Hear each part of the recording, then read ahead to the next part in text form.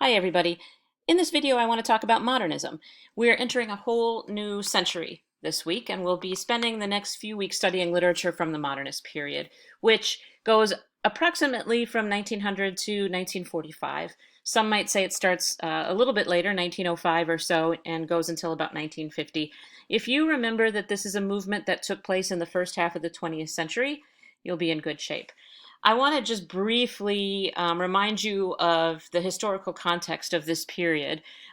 There's a lot going on. The death of Queen Victoria, World War I, Prohibition in America, the Great Depression in America, World War II, the Great Migration. So between what's happening on the international stage and here in America, there are tremendous changes happening. You can imagine the psychological toll that all of this would take, in addition to the toll on life and death, the way that we see the world, our economy, all of those things.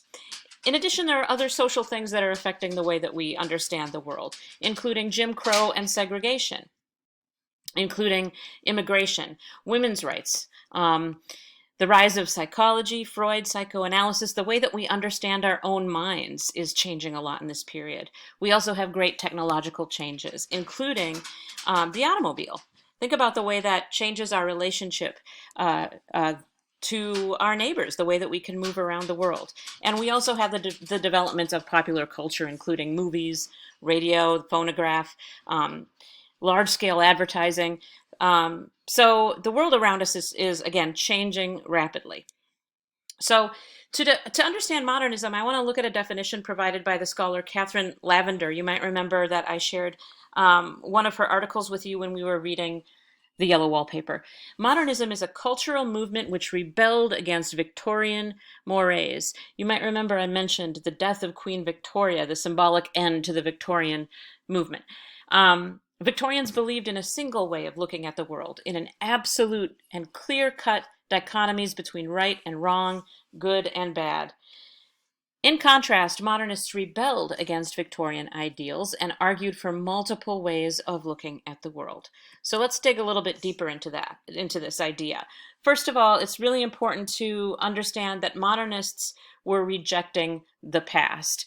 Most modern writers and artists and thinkers were constantly doing things differently from what had been done in the past. So reacting against 19th century norms, the rejection of naive realism and didacticism as they saw it. Remember, in the realist movement, literature had a lesson to teach us. They rejected that idea that you had to have a lesson in art, that it was supposed to teach you something.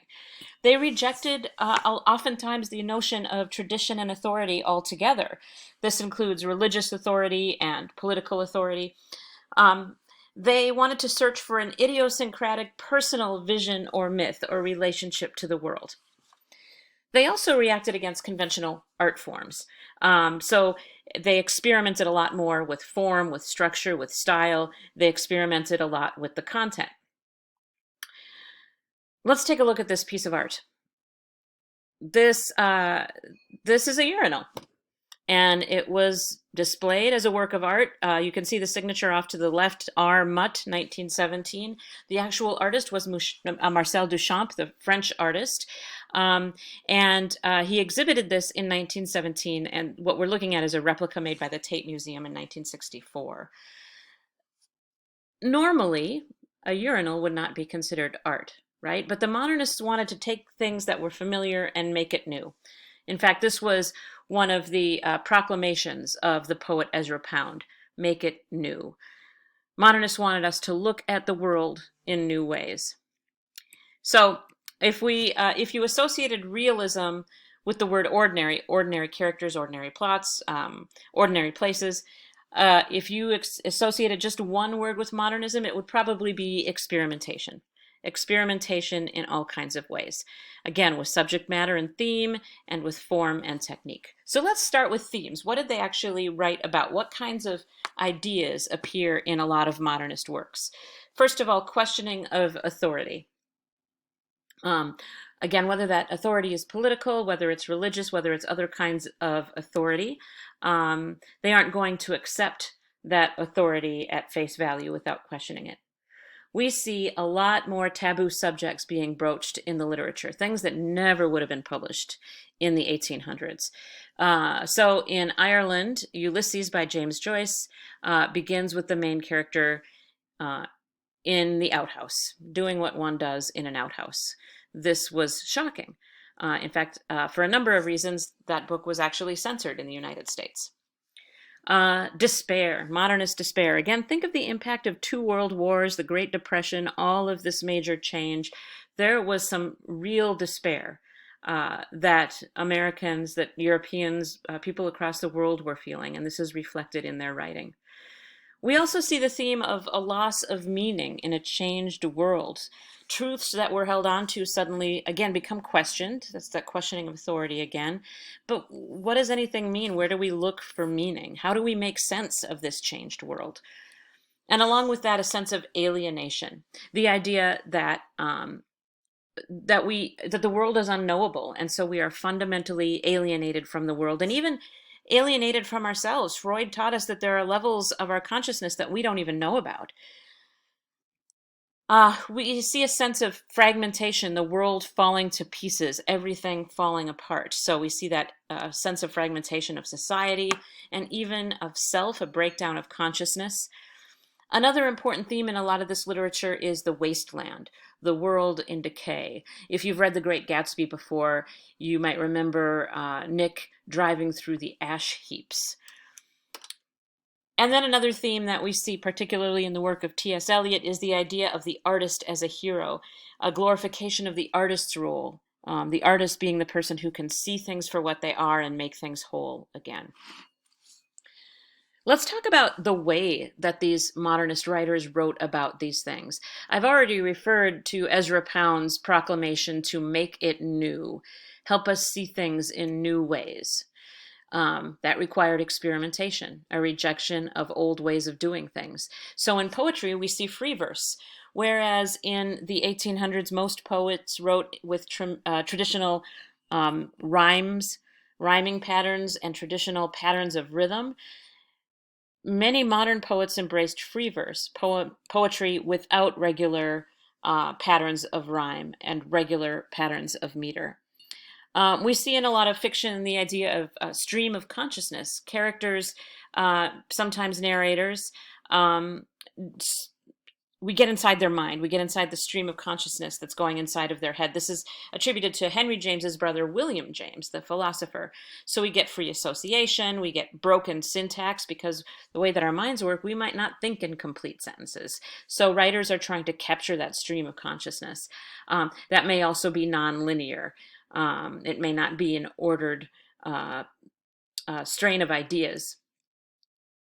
We see the breaking down of boundaries. We'll read excerpts from a novel called Cain by the African-American writer Jean Toomer, who mixed poetry and prose.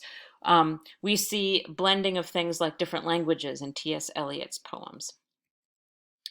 Another big form you see, a big thing that you see in this literature is ambiguity. Instead of wrapping everything up at the end of a novel or a short story with a clear-cut lesson about what's happening, instead of ending with a clear, strong sense of what happened to every single character, modernist writers are starting to embrace ambiguous endings. We won't necessarily know what happened. We talked about this when we talked about the end of Desiree's Baby and what happens to Desiree. So again, that might include unresolved endings. We see alinear plots. In Huck Finn, we start at the beginning, and we go and follow Huck and Jim on their journey and all these adventures, and then we end at the end. So this makes sense, right? This is typically how stories go, in chronological order, in linear fashion. But we start to see more fragments in modernist literature. Remember, they saw the world as being in fragments, so it makes sense that this would be reflected in the literature. Things might be omitted. There might be ellipses. There might be jumps in chronology, like flashbacks. Watch for those things in The Great Gatsby. So those are some of the things I want you to watch for in the literature that we're reading. When you read the Hemingway stories this week, pay attention to those themes and techniques that Hemingway is using. These are just some of the writers that we're going to be reading. When we talk about the Harlem Renaissance, we will talk also about the ways in which Harlem Renaissance writers embraced some of these same modernist goals and worked within these this artistic movement, but also the ways that they might have had the way that their art might have reflected some different goals for a wider audience too. If you have any questions, as always, make sure you ask in our discussions or ask in our review session or just send me an email. I hope you really enjoy the reading.